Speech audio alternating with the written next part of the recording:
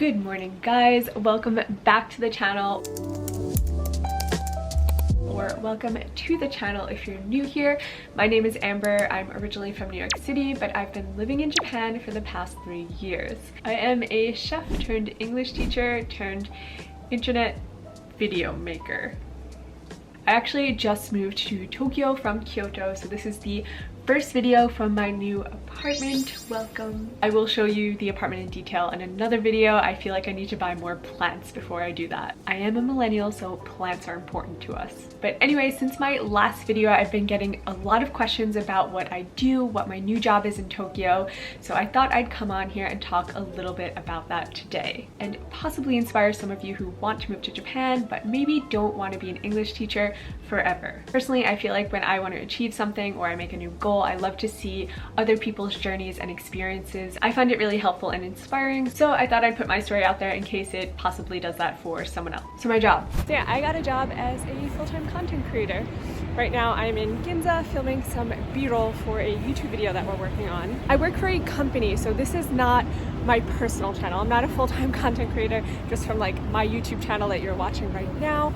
I work for a company that sells Japanese products overseas, and they have a kind of like Life in Japan YouTube channel, TikTok, and Instagram, and I am one of 3 content creators who works on that, and it's really fun. It's fully remote. I mostly work from home except for days when I have to come out filming. We actually don't have a physical office, so we have a fully remote team. I found my personal job from a friend who recommended it to me. She had seen the job listing and sent it to me because she knew I was looking. But I did see a lot of other ones on LinkedIn, so if you are looking for a job in content creation, definitely look there. The thing about these jobs though is they're not hiring people from overseas, so you do already have to live here. I won't share my company's details here because I do want to keep my work and real life separate. If you find it and come across it on your own, that's fine. You can watch it, but I just don't want to intentionally like put it in here. My content here and my work content are very different. So yeah, jumping into what you guys probably really want to know, how did I get this job? Well, I originally came here as an English teacher. I was living and working in Kochi Prefecture, which I loved, by the way. But during the pandemic, actually before I moved here during the pandemic, I started my YouTube channel. I lost my job as a chef because of coronavirus. My company closed down. I was waiting for the borders to open in Japan. I did have my English teaching job lined up here, but I couldn't get in the country even though I had a visa at the time, like many people. So I started a YouTube channel making food and practicing my Japanese, which was very embarrassing. Those videos are no longer on here. But yeah, I just did it as a hobby, and once I got to Japan, I started making videos about my life here. I didn't do as many chef things anymore on the channel because I had a really tiny, horrible dark kitchen. I didn't have an oven, so I was really limited and just lacking inspiration for cooking with that kind of cooking space. But I did still love making videos, so I would bring my camera where I went when I was traveling and just talking about life and travel here. It was my hobby. Then the next year I moved to Kyoto where I was studying Japanese, and I continued making my content. After about a year of language school, I decided to start looking for a job again. I wanted to get back on that work visa. I was kind of running through my savings at the time. I was working part-time, but I don't think it was enough to sustain my lifestyle and travel and stuff. I was ready to get back into the workforce. I originally started applying for jobs in the culinary industry, but I thought it'd be easier to get a visa for this since I have Japanese language skills now, but it turns out it's still pretty hard to do.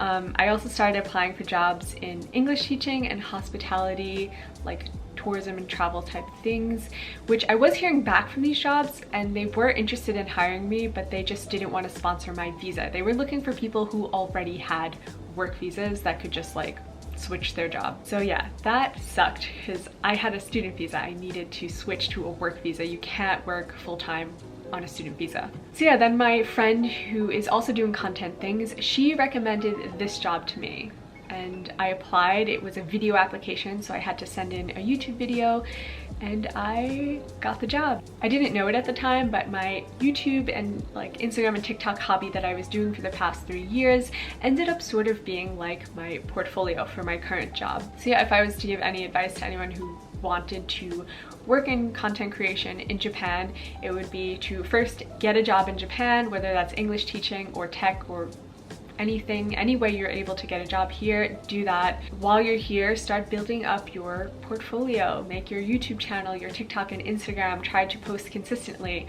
I'm still bad at this. Be open to learning and growing, making each video better and better each time you post. Yeah, just know that it is possible. These jobs do exist. They're out there. Yeah, that's it. If you have any questions about job hunting in Japan or content creation in Japan or anything like that, feel free to leave it down in the comments below. I'll do my best to answer them. Please note that I can only answer from my own experience. I'm not a visa lawyer or anything like that. But yeah, anyway, thank you guys so much for watching. If you enjoyed this video, you might also find this one helpful over here. That's all for today, and I'll see you next time.